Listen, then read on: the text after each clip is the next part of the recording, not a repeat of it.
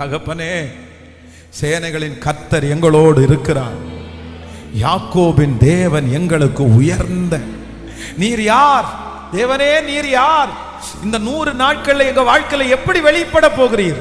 நீர் சேனைகளின் கர்த்தராய் வெளிப்பட போகிறீர். ஜெயிக்க பண்ணுகிறவராய் வெளிப்பட போகிறீர்.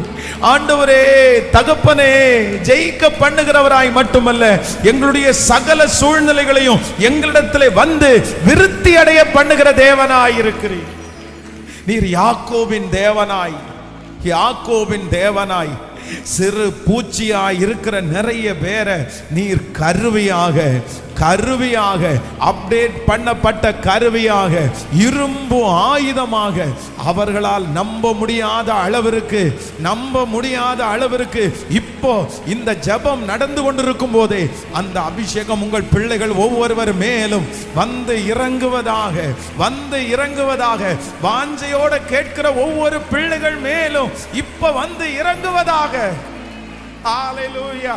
இவர்களைப் போல தைரியசாலிகள் இல்லை என்ற அளவிற்கு, இவர்களைப் போல ஞானிகள் இல்லை என்ற அளவிற்கு, ஆண்டவரே, இந்த ஃபீல்டுல இந்த விஷயத்துல இவர்களை அடிச்சுக்க ஆளே